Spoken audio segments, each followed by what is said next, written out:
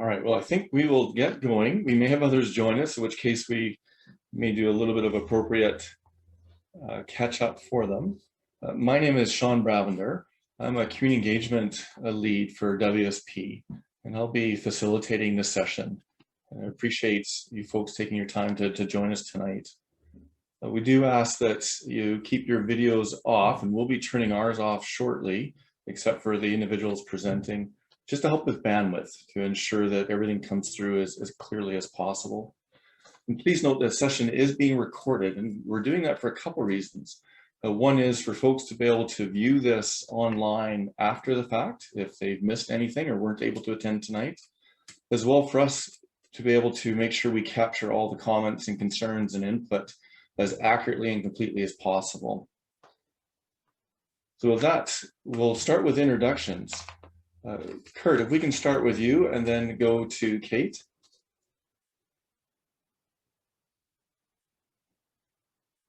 And Kurt, the infamous mute button seems to be...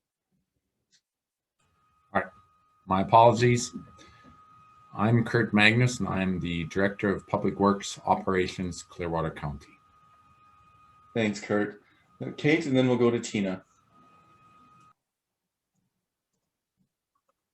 Sorry, I'm just figuring out my video here. I'm Kate Ragland, Project Technologist with Clearwater County, and I am the supervisor for the county maintained gravel pits. Thanks, Kate. Tina, and then we'll go to Kelly. Hi, I'm Tina Muse with the WSP. I'm a project engineer, and I've been helping the county with their approvals and management of their pits around the county. Thanks, Tina. We'll go to Kelly and then to Alyssa. Kelly Brower here. I'm the area manager for WSP for this area. I reside in Alberta in Rocky Mountain House. Work closely with the county on numerous projects, including gravel pits, roads, various other things. Thanks, Kelly. We'll go to Alyssa and then Patrick. Hello, my name is Alyssa Barker. I also work with WSP. I am a hydrogeologist, and I have worked with Clearwater County on a number of aggregate operations and pits as well, and support the technical side of groundwater resource protection. Thank you. Then to you, Patrick. Hi, my name is Patrick Froma. I'm with ACI Acoustical Consultants. I'm an acoustic engineer that was tasked with performing the noise impact assessment for this project. Thanks, Patrick. And then we also have supporting us tonight, Gabrielle and Jean-Frédéric, who are taking care of the IT and helping to moderate the questions in the chat box. We always like to start with a safety moment. And this time of year, I think, is particularly good as the temperature some of us had snow as recent as a week and a bit ago, but to check our windshield wipers on our vehicles. They do age over the winter, and you get a little bit stiff. So if you haven't replaced them since the snow, it's a good time to do so, to ensure that if you have any of those summer showers, that we're able to clear our screen and be able to see properly. The format for tonight's session is we'll be using a slide presentation. It's through an interactive virtual open house tool, and you can see the opening screen there. And as we go through that, we have different subject matter experts, including Tina, who's the project manager, that will be going through that information for us.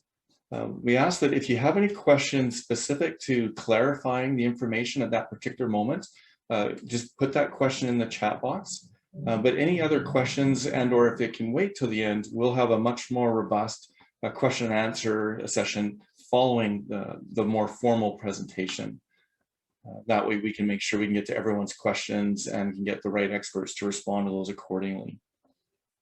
We also have a 3D visualization of the site as it currently sits and as it progresses through its potential developments in the various stages. And that will be, of course, discussed in much more detail over the course of the next few minutes.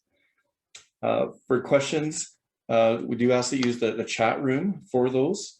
Again, that's to help with bandwidth and to make sure that we can get them understood clearly and have the subject matter experts be able to respond to them in the best way possible. And as indicated at the very start of this session is being recorded. And that, as well as the comments in the chat box, that provides us with the feedback. Pre-COVID, we would have met in person and it'd have flipboards and flip sheets and comment cards and all those things to gather that input. But now tonight, we'll be able to rely on the verbal questions and discussions that we have, and in particular, the questions as they're typed into the chat box. And that will be provided in a what we heard summary at the conclusion of this project, or as we progress through this project, for an opportunity to make sure that what we heard is what was indicated, and to clearly demonstrate what we did with that input, how it was considered. And of course, this presentation, this recorded format, as well as the boards, as well as the 3D visualization, it will be available on the county website. So after the fact, you can come back and take a look at it. You can forward the link to family, friends, neighbors, any other folks that may be interested. And then again, we do ask that during the course of the actual formal presentation, that we turn our cameras off, except for the person that will be presenting. And that way we can ensure bandwidth and clarity. I'll be turning mine off as soon as I've done the introductory bit. So with that, I will turn it over to Tina, and she will start the more formal presentation, and she'll be supported by our subject matter experts as we go through the information boards. And you will likely, hopefully, find these boards very, very familiar, as they are very similar, if not all right, identical to what was sent out via mail to each of the residents within the project area. So with that, I will turn my mic off, and Tina, the floor is yours. Hi again.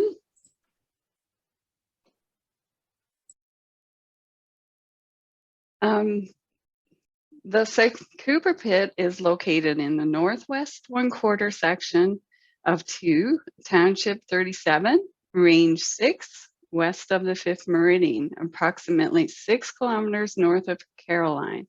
Here you can see an air photo showing the project location. I don't think we can see anything.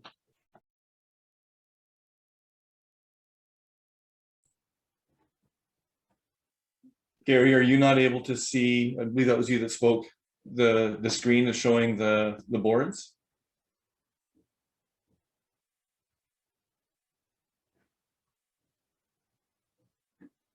Do you see it now? No, I can't.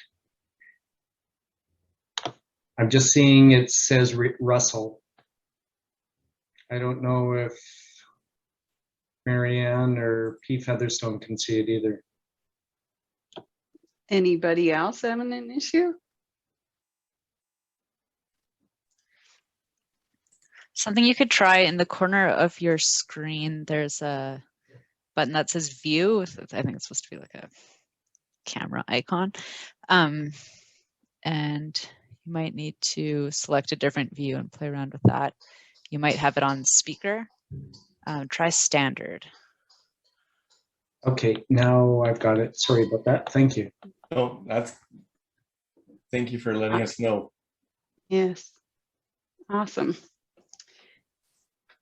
The proposed haul route will go north on Range Road 62 from the pit, and then disperse north and or south onto the Range Road 61, which is paved. This route was chosen because it minimizes the travel over gravel road, therefore reducing safety and dust concerns. The South Cooper Pit is situated in an area of variety of land uses, including agricultural, oil and gas, recreational, and residential. The Clearwater River is the nearest major water body, located approximately 0.9 kilometers to the northwest. Other nearby natural features include an intermittent creek, which flows north near the east boundary of the pit, and a wetland approximately 2 meters to the north. Based on searches, or 200 meters to the north, sorry. Based on searches conducted for the area, no sensitive species of wildlife, fish, and plants were identified.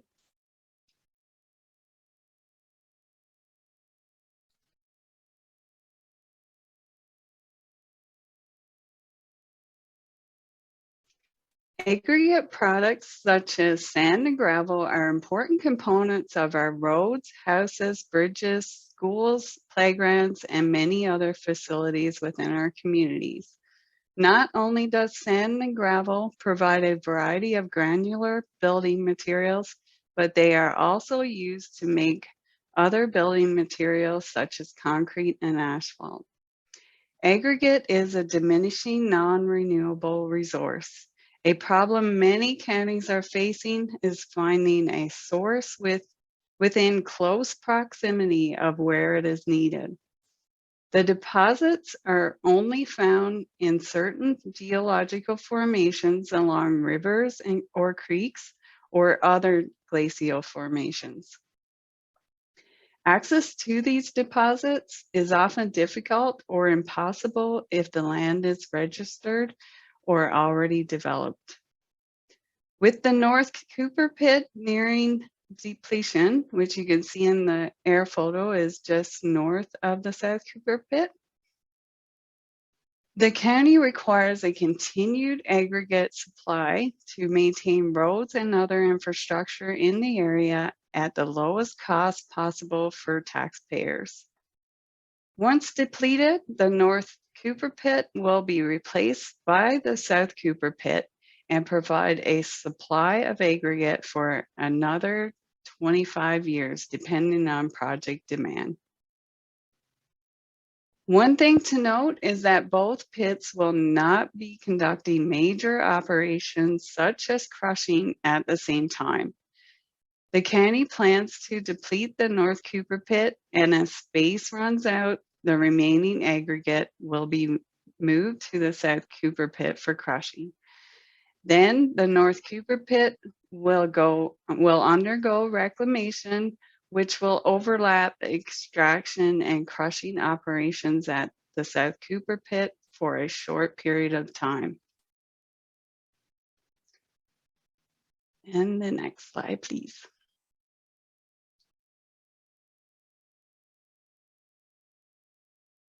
Aggregate from the South Cooper Pit will be used for municipal projects only and not for commercial use. Clearwater County operates several pits strategically located in high-use areas of the county to minimize transportation costs and environmental impacts. As shown on the diagram, the South Cooper Pit is intended to supply an area within a 15-kilometer radius, approximately.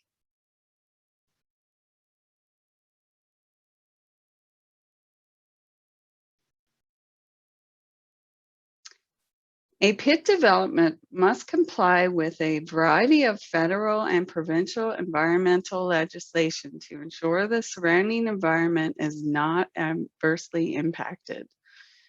For the South Cooper Pit, the county had to submit to Alberta Environment and Parks a Code of Practice for Pits application, which contains planning for development operations, environmental management, and reclamation. In order to develop these plans, the county completed significant background research and assessments on land uses, soils, geology, groundwater, surface water, and historic resources. A registration under the Environmental Protection and Enhancement Act and authorizations under the Water Act were issued to the county by Alberta Environment and Parks.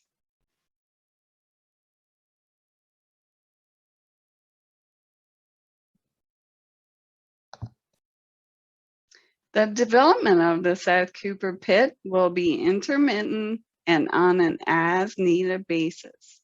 The pit will only be used when the county has a project in the area. It will not be continuously operating all year round like most private operations.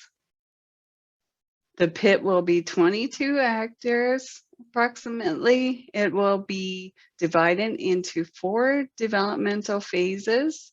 Aggregate extraction will only occur in one phase at a time rather than cherry picking areas all over the site.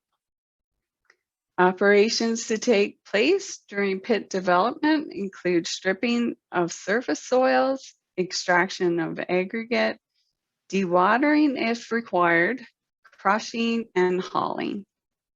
The county intends to extract the full depth of the deposit, which intercepts the groundwater table. And this leads to wet pit extraction.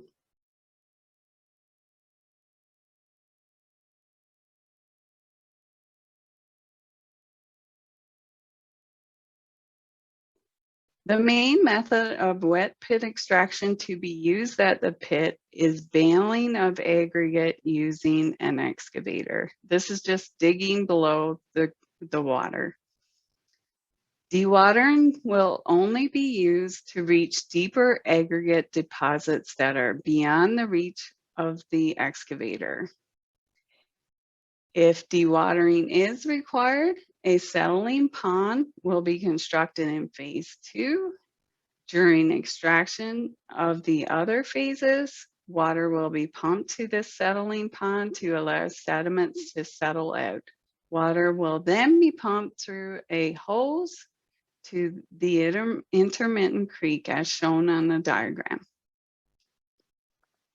Measures that will be put in place during dewatering to protect the environment include use of a hose to protect pipelines along the pathway, placement of erosion control at the hose outlet, monitor the full flow path for erosion and sedimentation, monitor the on-site groundwater for levels and water quality, monitor water levels of adjacent water wells completed in the sand and gravel aquifer, and maintain undisturbed buffers during extraction.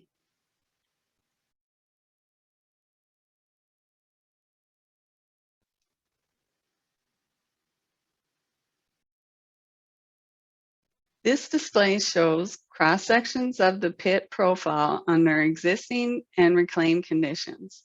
In the existing cross-sections, you can see that the depth of the aggregate deposit increases from west to east and from north to south. In the reclaimed conditions, you can see a berm constructed along the west side and a water body will remain.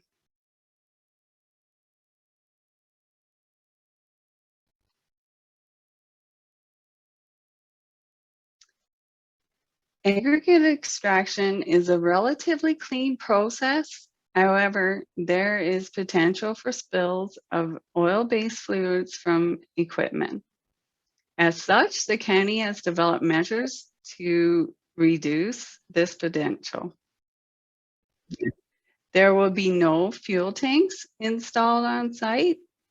Fuel will be transported when needed, and there will be a designated area for refueling away from any on-site water bodies. Spill kits will be available on site.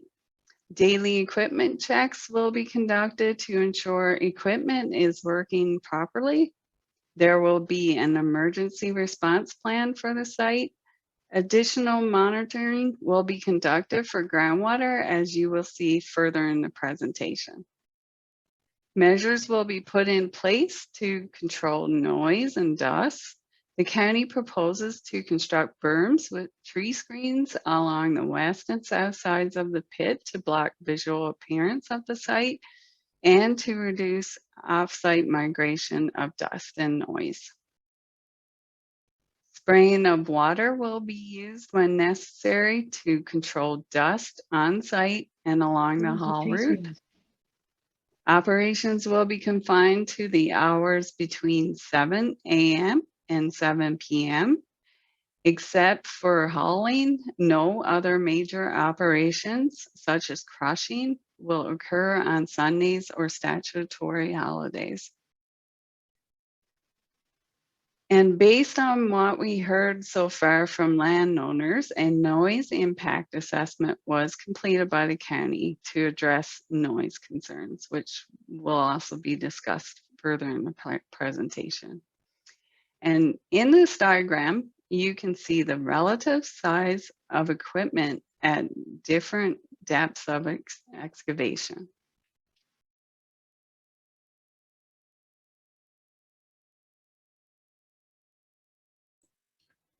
Thanks, Tina. With that, we'll turn it to Patrick for noise, but there is a question that's come in, and that is, so there's a plan to haul on Sundays and holidays, just no operations of the pit, question mark. Yes, there is potential for hauling on Sundays and statutory holidays due to construction happening, and they usually have timelines to meet. But there would be no crushing during that time, just hauling of the aggregate. No. The plan is to only crush during the week from Monday to Saturday. Okay. Thank you, Tina. And Patrick, we can turn this over to the slide over to you. Thank you, Sean. Thank you, Tina. All right, so once again, my name is Patrick Froma. I'm a principal partner with ACI Acoustical Consultants. We're an independent acoustical engineering firm based in Edmonton. And over the course of the last 5 to 10 years, I've probably conducted anywhere between 40 and 50 noise impact assessments specifically related to gravel. I've been on both sides of it, so I've represented residents and I've also represented operators and also counties. So a bit of an experience on all different fronts. So I was retained to do a noise impact assessment, and what that involves is, first and foremost, is to establish what the existing noise climate of the area is. For residents that are going to be most impacted by the project. And so what we did was we actually set up a noise monitor just adjacent to the Caroline golf course. It was left there for 6 days. And if you look at the bottom left picture, you'll see that we have our case there with the microphone and the weather sensor. And so what we do with the weather, it's extremely important, is we look at essentially the best times for weather, and that means low wind conditions or favorable conditions for the noise to travel to the microphone. We don't want to be out there when it's gale force winds or when there's other stuff going on. And we also do an audio recording again so that we have a good representation of we can listen to and make sure that what we're measuring is indeed what we think we should be measuring. And from that, we can then go into establishing or building a noise model. And so what we do with the noise model is we can actually put in all the topographical features of the area. So that means the elevation contours. We can put in tree stands if we want to, but in this case, I decided not to put in the tree stands in an effort to be conservative with my estimates. And when I say conservative, it's always the projections that I have are hopefully going to be louder than what's actually going to occur when the site is up and running. And so we build that noise model. We can also add the meteorological conditions. So it's a fancy word of saying for the weather. So in a noise model, we're in a virtual world as opposed to the real world, in which wind conditions, obviously, if you're the south of the pit, you won't have the same wind conditions as if you're the north of the pit, and vice versa. While in the noise model, we can assume that every receptor is downwind from every noise source, again, in an effort to be conservative with our estimates. So if there's a scraper on the west side and then a loader on the east side, each resident is going to be downwind from those noise sources. And then in addition to that, then we actually add the noise sources. So all the different types of noise sources that are associated with it. And we do this for various phases. So that would be the various locations throughout the pit and at various stages. So that's the overburden removal, the aggregate extraction and crushing, aggregate washing, and the hauling. And so we, again, because of our experience with aggregate extraction, I have an extensive catalog of noise-related noise sources. So the cone crushers, the jaw crushers, the screen decks, all of that would be that we put into the model is based on measurements done on site of the equipment while it's operating under maximum capacity. So what I mean by that is if I'm doing a measurement on a loader, I'm doing it while it's under full load. I'm not doing it while it's just driving by. I'm doing it while it's under full load, again, in an effort to try and be as conservative as possible. And then once we have that all established, then we put in the receptor locations for all of the residents within 2 kilometers of the project boundary. And so all the receptors that I've put into my report would have been based on a site visit. And if for some reason, you see my report and you notice that I didn't put a receptor specifically for your residents, it's possibly because I couldn't see it from the road and I don't like to go onto private property to disturb anybody. But the color contours still account for those noise levels. And so once we have all of that done, I then calibrate the noise model to the noise measurements or the noise monitoring. So the noise monitor provided me with results of 49.9 and 49.7 decibels over 2 daytime periods. So 2 different days, but with favorable weather conditions. So that's really accurate, and it tends to be for traffic. We calibrate that, and then we go into modeling the various stages, as I kind of mentioned. So we found that for the overburden removal, we had noise levels that range from 26.3 decibels to 59.1. For the aggregate extraction and crushing, we went from 32.7 decibels to 56.1. The aggregate washing was 27.3 to 50.5 dBA or decibels, and the hauling was 21.5 to 45.4. And one quick note is you'll see it's a dBA that we reference here. You'll probably have been familiar with a decibel, but a decibel with an A at the end means it's corrected for human hearing. And so you have an example in that bottom picture of that color contour of the crushing operations in phase 1. Thanks, Patrick. Yeah, thank you. Then we'll turn it over to Alyssa. Just while we're doing that, in between the slides, and I'll have our Jean-Frédéric do this at the conclusion of or near the end of our presentation, but this site is available online for you folks to view, and you can scroll through just like we're doing and click on a slide and it pops up on the screen just like you're seeing now. And then the little X in the top right-hand corner, you hit that and it closes that slide and takes you back to the room. And then you can go through the slides that way on your own after the fact, because this presentation will be available on the county website. So with that, Alyssa, I'll turn it over to you. Thanks, Sean. Again, my name is Alyssa Barker. I am a hydrogeologist with WSP. I have conducted a number of similar assessments to this project, specifically related to the protection of groundwater resources. As indicated previously by Tina, the hydrogeological assessment is a requirement of Alberta Environment and Parks prior to them issuing approval for any pit that is accessing aggregate resources that are in the groundwater.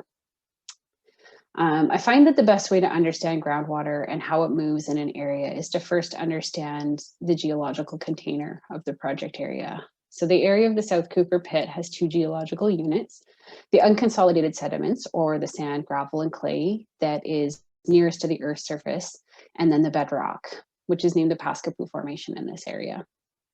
The sand and gravel deposit that's being targeted for extraction is mapped as running parallel to the Clearwater River, and it would have been deposited on top of the bedrock by the historical Clearwater River. So it doesn't extend too much further east than where the actual South Cooper pit is being proposed, and it does extend to the west to the Clearwater River. So both geological units, the overburden and the bedrock, are both saturated, meaning that they have water filling all of their pore space with groundwater.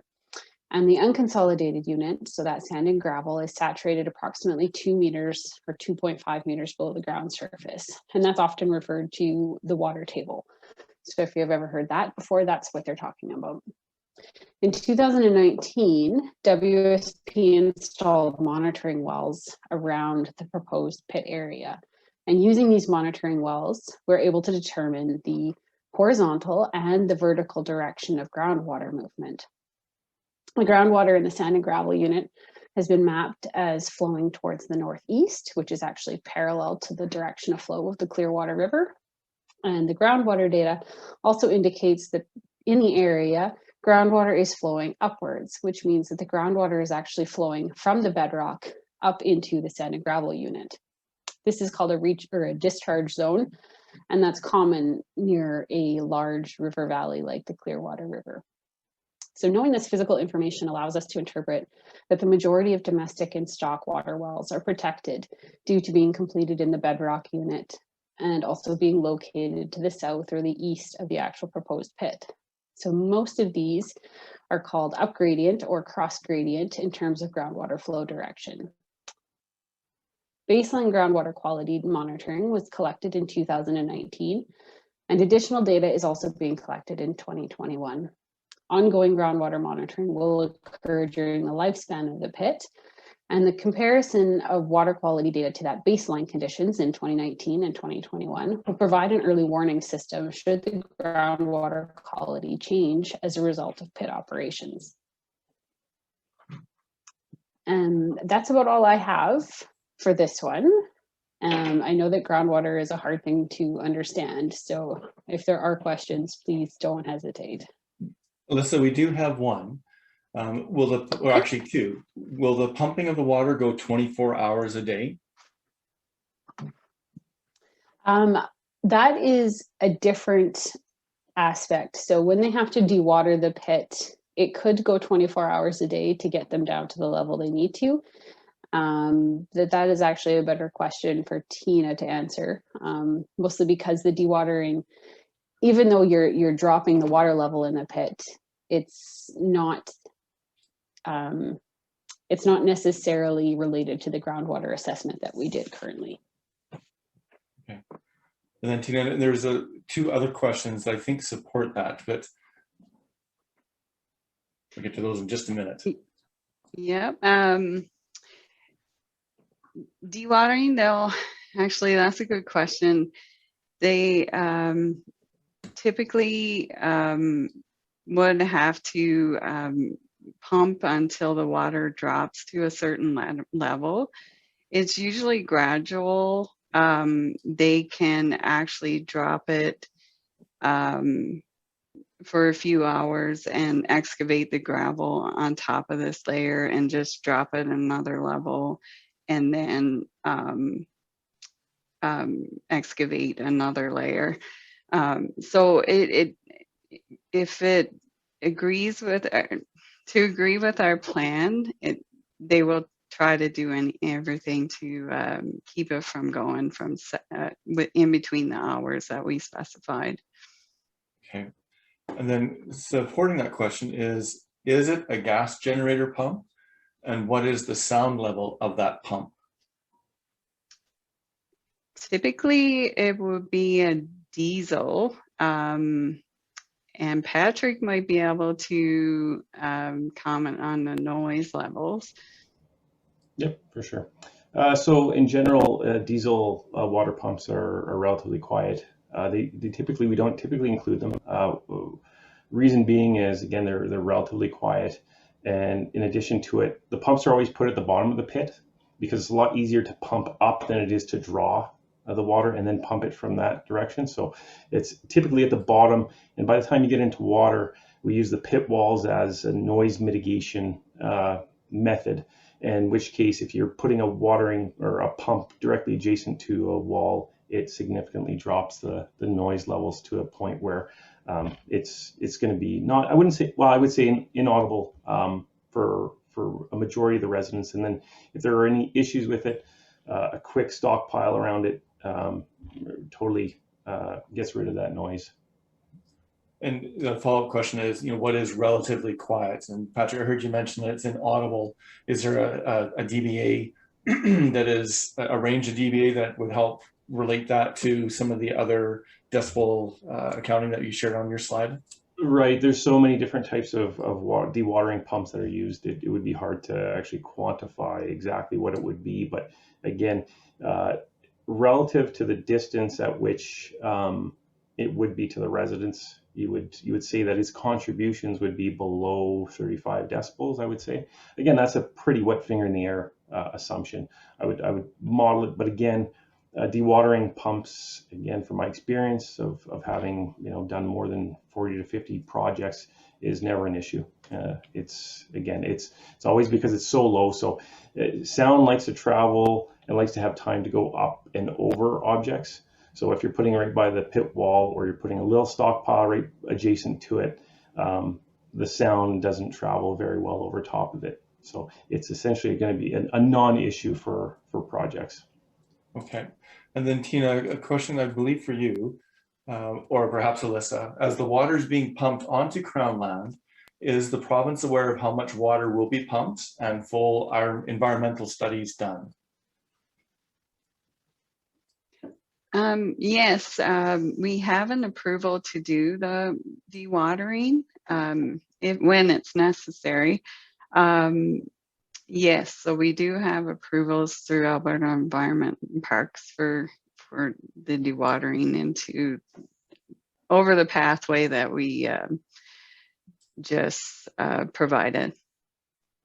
So Alberta Environment and Parks is very much involved and monitoring to ensure compliance over the course of the project, hence the plan, and then that gives them something to gauge it against.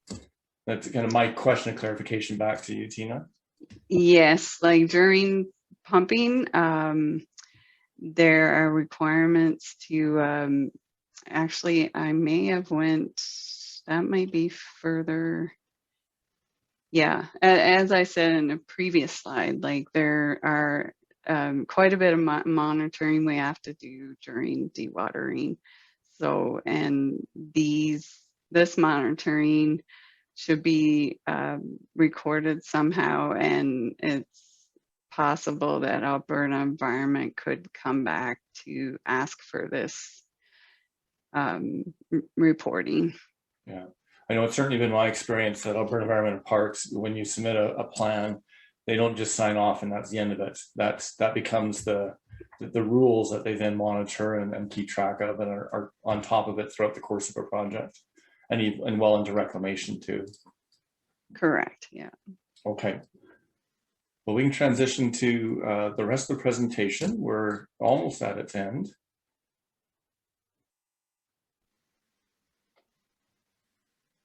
And that would be me. Reclamation will occur progressively throughout the development of the pit.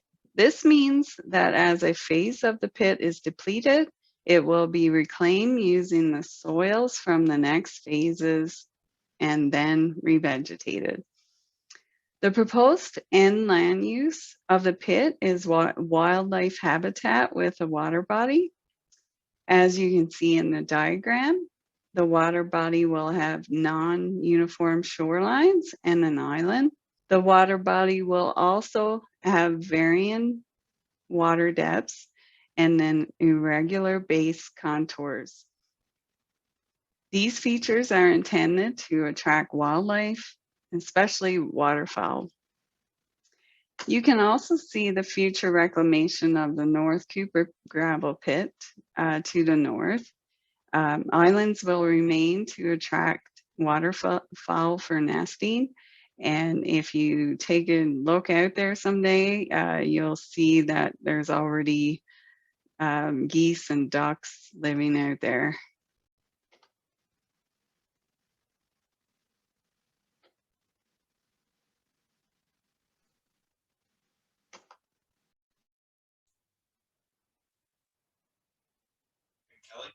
It's Kelly here. I'm going to take over for this slide. This slide is just a general overview of the process required to obtain approval for development such as this, the South Cooper gravel pit. Just like to draw attention to, there's basically two sets of approvals required. One is the Alberta Environment and Parks approvals that we've discussed, highlighted here kind of under phase 2. A lot of that work's been ongoing for probably up to the last 10 years to get those approvals in place. The process we're in now is a development approval, which is handled, the government actually gives authority to the counties to handle that. So Clearwater County is the land authority in this area. So it's their process that we're required to follow.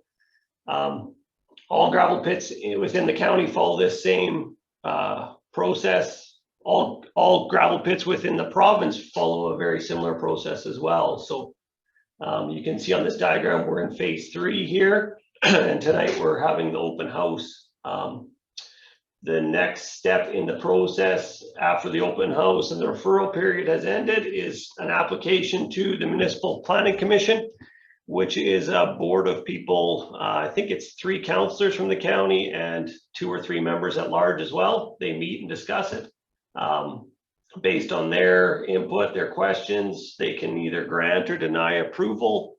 There's also an appeal period after that before it goes to the SDBA, which is the Subdivision Appeal Board, prior to full approval of the South Cooper gravel pit in this case. So yeah, just a diagram, I guess, of where we are in the scheme of things, noting that, yeah, phase 1 and 2 have been occurring for, it's probably been almost the last 10 years. So.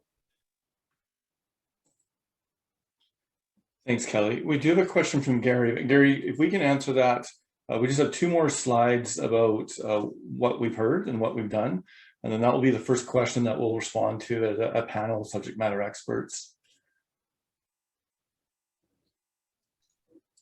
So from the engagement and outreach that the county and members of the team have had with you folks and with others in the project area, there's been 6 key concerns that we've heard. The first 3, well, we'll start with the first one, that's proximity. Basically how close the site is to respective properties and concerns, potential concerns there. So some of the things that have already been incorporated, you know, there's various measures that are going to be used to deal with the noise, the visual appearance, like Tina just talked about. We'll have kind of a non-uniform shore. It'll be more of a natural looking setting than a you know, very engineered straight line water pit, as well as dust control. The North Cooper pit and South Cooper pit, they will not operate, they'll not crush at the same time. There will be some transitional operations that will go from the North Cooper pit to the South Cooper pit, but the intent is to effectively decommission the North Cooper pit as the South Cooper pit is entering into operation. It's not to have 2 pits running at full bore at the same time. That's not the intent of the county, nor physically able to with the reserves, the resources that are available there. The county also anticipates that the North Cooper pit will be reclaimed to wildlife habitats with a water body within approximately 5 years. So in the not too distant future. And any crime concerns, no equipment is going to be stored on site during periods of inactivity. And of course, equipment will be locked at the end of the work days. There will be there's currently a fence there, and there will be a gate installed to help provide a more secure site and reduce any potential crime. Noise concerns. As I just mentioned, the South Cooper pit is not going to be used continuously. Or sorry, let me clarify that. The South Cooper pit is not going to be used continuously, but on an as-needed basis. Bit of a tongue twister there. A noise impact assessment has been conducted for the pit that will help give us a baseline and help for the operations to be able to monitor itself to ensure that it's falling well within the sound restraints. And of course, for the proposed measures include construction of berms. 2-meter berm is what was referenced earlier in the presentation. The placement of the crushing equipment in the low areas, and as Patrick indicated, that helps with the noise because of the way that the noise, the sound waves travel. Enclosed generators, strategic placement of the stockpiles, limiting the hours of operation, and regular maintenance of equipment and access roads.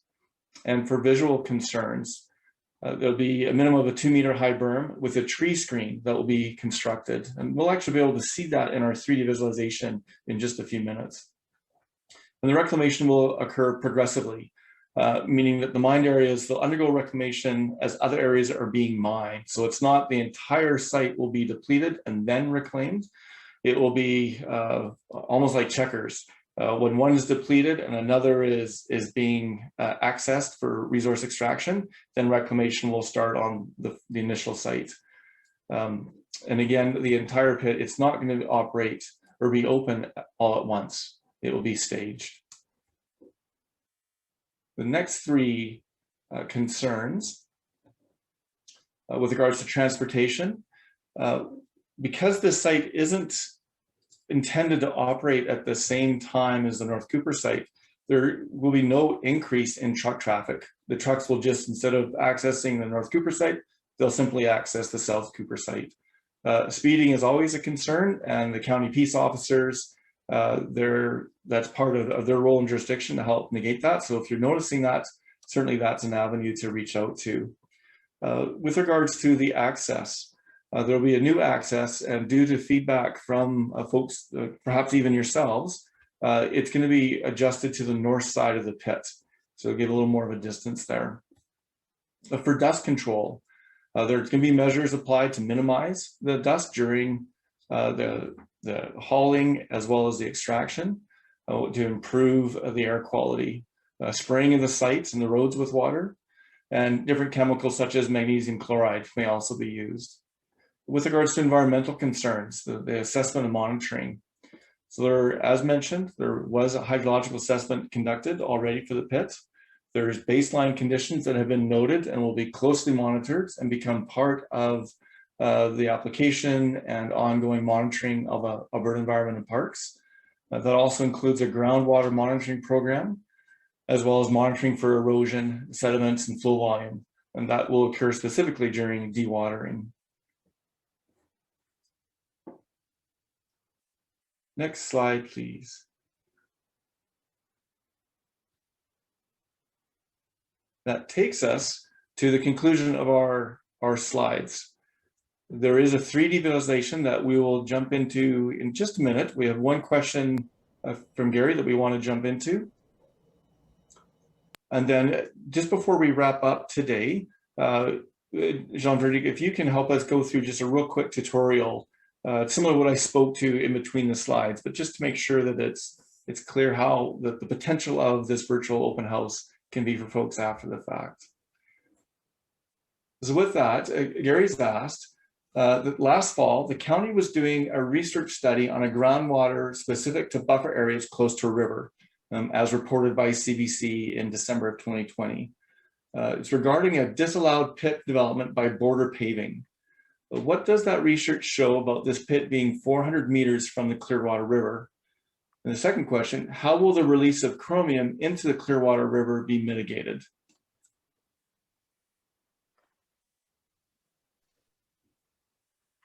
All right, I'm going to take a stab at this for you, Gary. I'm not familiar with the study that you're referencing. I haven't seen it, so I can't speak specifically to that study. I don't know the results of it. I don't know the intent of it.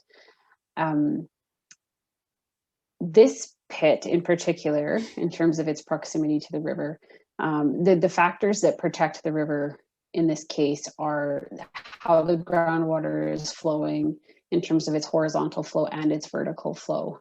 And I think the main point here is that the release of chromium from an aggregate operation isn't something that I would say is an established scientific principle. That's not very common to my knowledge. And it is entirely possible that there is chromium currently existing in the groundwater already. And if that's the case, that's why we collect that baseline data. So that baseline data can tell us if there's already metals in the groundwater and if they're starting to change based on whatever's happening in the pit due to pit operations. So at this stage, we don't actually expect there to be any chromium released into the groundwater that isn't already naturally occurring. So that's not something that we we have a concern of at this point. And in terms of the mitigation is less of a mitigation, more of the monitoring. So we monitor so that we can tell if something has changed, and in that case, then we address it at that time. And that's why we do the early monitoring right around the pit itself, so that we can see immediate changes to groundwater quality right at the pit. I imagine that would include much more than just monitoring for chromium, but any other impurities or environmental concerns. For groundwater monitoring, there's an entire range of water quality data that you could collect. We typically start by collecting something called a routine potability sample, and that gives us our main anions and cations and a few metals. Doing a full dissolved metal suite isn't necessarily always a part of our monitoring, unless for some reason there's reason to believe that those metals are of concern. And in this case, they're just not a concern in this groundwater. It's good, clean groundwater, both from the bedrock and from the superficial deposits. Okay. And Gary's noted that he'll forward everyone the news article. Please. And I'd just like to clarify that the pit is actually 900 meters at the nearest point from Clearwater River. So yeah, it's not 400 meters. Yeah. Thanks. And I think it is worth also noting that if you're looking at this, as you're looking at this 3D visualization tool, you can actually see, so the Clearwater River in the distance there. And as I indicated before, the groundwater flow is actually northeast, which parallels the river, and it doesn't flow directly towards the river. So that's another measure of protection to the river. Should something end up in the groundwater is actually flowing parallel, not directly towards the river. So that actually affords the river even more protection. Okay. Thank you. Any other questions you folks have? If so, if you can put them in the chat box, and we'll get you the answers.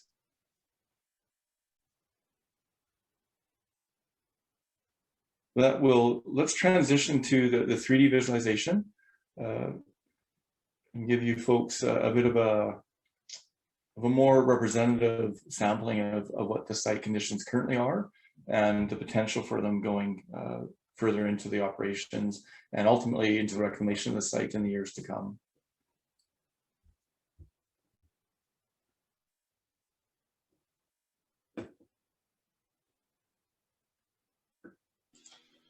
So Tina, I believe. Do you want me to jump in on this? Sorry to interrupt everyone. If you want, I can do the demo as I present the different viewpoints and how to navigate, if you'd like to do that. Sure, that'd be great, Jean-Frédéric. All right. Good evening, everyone. Happy to be with you and the hand behind the mouse throughout this presentation. So I'm glad to bring this type of solution to you so you can experiment and understand the project in its surroundings and how it will look as it evolves. We created this very interesting interface where we have the project phases at the top, where you have the existing conditions, where we were a couple of seconds ago. And then I can select each of these to go incrementally per phase as described by Tina earlier in the presentation.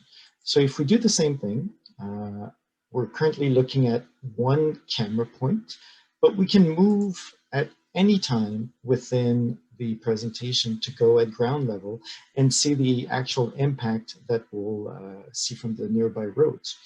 We have the projected planting of trees, and we have the berm height. This is all to scale based on human eye height, and the growth parameters are also evaluated per the regional settings. Obviously, there may be discrepancies based on species that are planted, but overall, it should be very close. So at any time, we can continue to explore, and you'll see some resetting of the image, and that is just because it's loading the new content.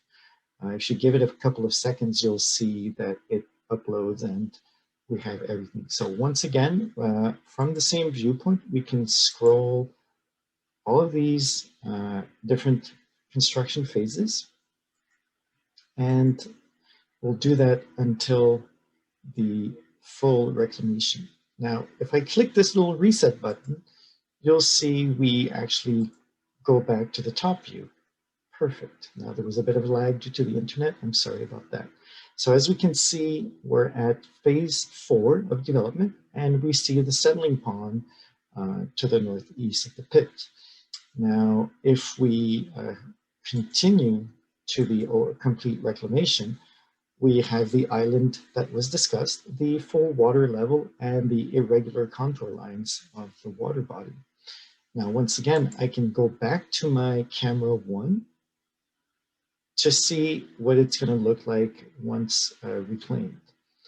I can move around with my mouse or with my arrows on the keyboard for those people who like using your keyboard, and I can click these at any time and not have to worry about any computer skills. The computer and the whole interface will do it for you. So as you can see, we moved all the way down, all the way north to the next intersection, and we can scroll again through all of these at your leisure. So it's a very personal experience that you will be able to control and determine the speed at which you want to view the content. Just remember, if you get stuck, hit that little reset button at the bottom right. And if you want the instructions, you can put the question mark that will give you the actual keyboard settings and mouse usage. If we want, we even gave you a camera position inside the pit. So for a sense of scale, we have 2 vehicles, and we have also 3D characters and a stockpile representing the maximum height of what is planned. Stockpile size and shape will probably vary. This is just a representation of the quantity that will be stored on the site itself. If we look again here, as we can see, we have the excavated part and we have the stripped part on the phase 2. And as we move along, phase 2 is now stripped with the pond taking form, and we have the other phase 3 being stripped, and so on and so forth, as described by the colleagues. Once again, we have the final reclamation where we can see from a closer view the actual look that it may have. I say may because watercolor can change based on the type of soil or organic matter, bedrock, and same thing for the sky conditions, as overcast will have a different tint. Earlier, when we started out, we started directly in the showroom. So if you want to access those boards again, click that little green button and you'll get back to those boards. Once again, you can use your arrow keys left or right, ideally to the right as the presentation flows in a clockwise direction. And it will do it for you. You will rotate at 15-degree intervals, and from there you can click the actual board to have a close-up view to minimize any interaction. You can do this at your leisure to simplify use. The numbering follows the paging order of the document that you have received, as mentioned at the beginning of the presentation. Now I'll exit and go back to this view and open it up again for questions.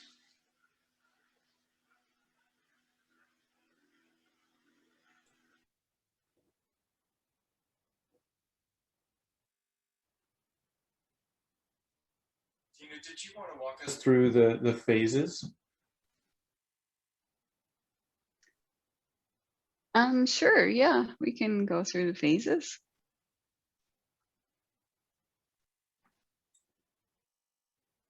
Sorry if it looks like I'm looking up because I have my screen set that way.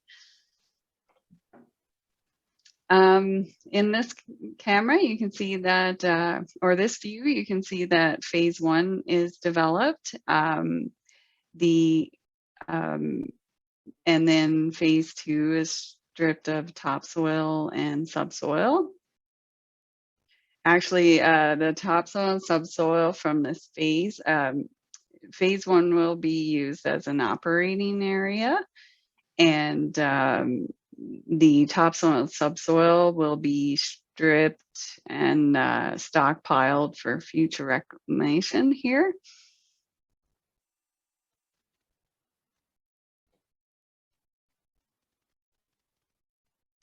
And here we see phase 2 developed with a saline pond remaining.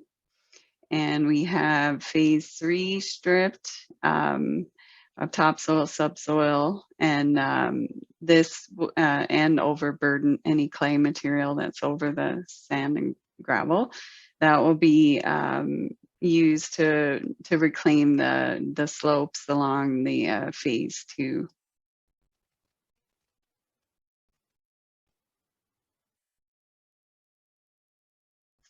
And in this phase, we have phase 3 developed, and then phase 4 is stripped of topsoil, subsoil, and overburden material, which will be used to reclaim phase 3.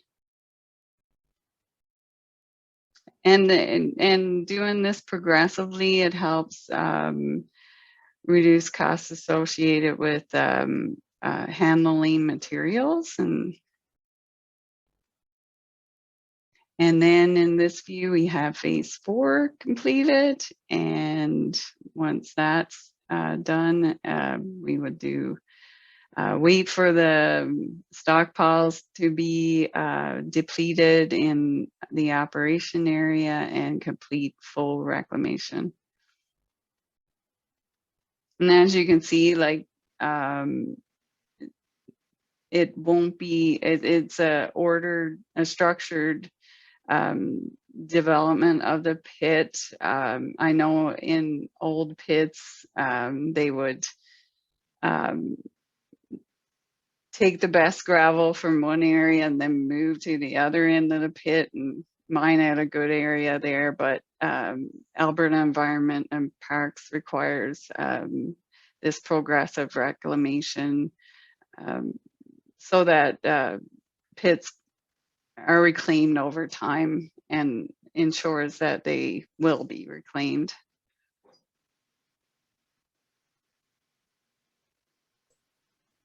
Good. Thanks, Tina. There was a question and a response in the chat box. I'm just going to verbalize it so we have it recorded both textually and as part of the recording for this session.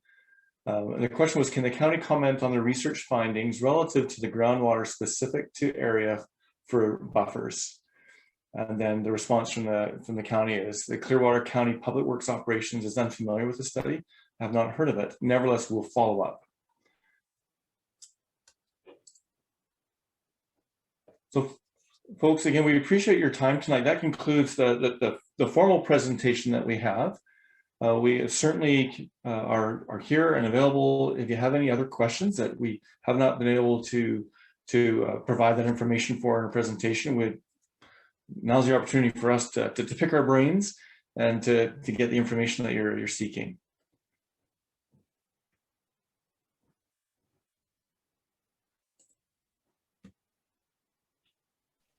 And we can open it up for people who'd like to talk, maybe rather than type a chat or Absolutely. comment, couldn't they? Yeah. Just Absolutely. hit your mute button. So, Jean-Frédéric, is it possible to put this slide presentation kind of not full screen? And then I'm thinking about bandwidth.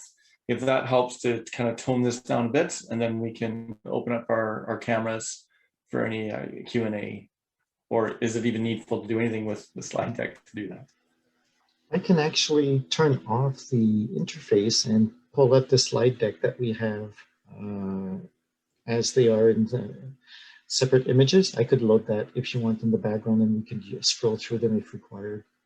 That'd be great. Thank you. Perfect. And folks, again, what you're seeing, what we've shown you tonight, will be available on the county website.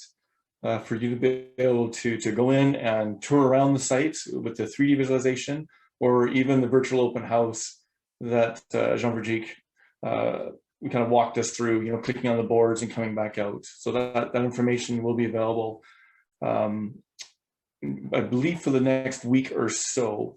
I know the county, there's requirements for the application to go to the Municipal Planning Commission.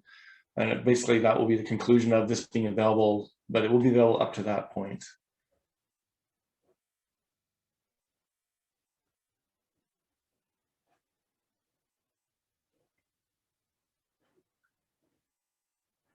The question is, which county councillors are on the MPC for the decision on this project? Kelly here. Correct me if I'm wrong, Kurt. I think it's Michelle Swanson, John Vandermeer, and Daryl Lougheed are the members that are on MPC. Hi, Kelly. Yeah, it's Kurt Magnus. I'm not entirely certain, but if they go on the Clearwater County website, they would mention all the various committees and such, and can go right on there, and it should convey who those committee members are. And if not, you could also contact the development officer at the county. Yes, that's correct. Just Pretty get a hold helpful. of, Yeah. You're right, Tina. Yes, get a hold of Planning and Development and talk to Mrs. Holly Billy, the development officer, and she would be able to tell as well, convey that information.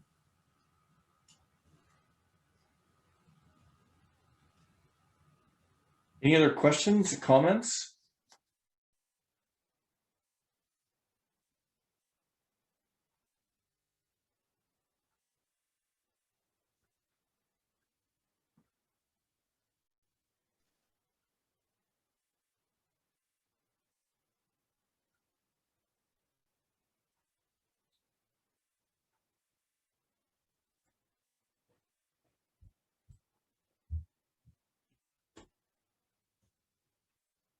Looks like Kate has just put in the chat box at Daryl Lougheed. I'm presuming that's in response to the question about the MPC, which councillors are on that.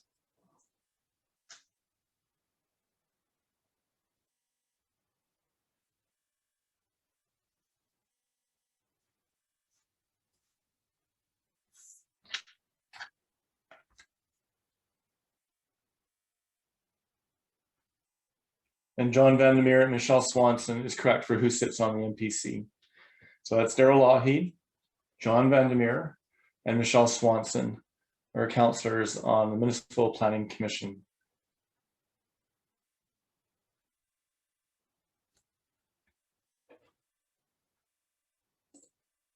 Well, folks, if there's no more questions, we again really appreciate your time tonight.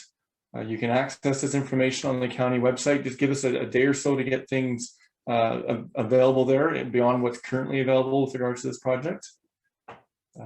Please feel free to pass that link on or information to your neighbors and anyone else that may be interested in this project. We're looking for feedback and input, and the more folks that we're able to get their input on and have them share their perspectives, the better.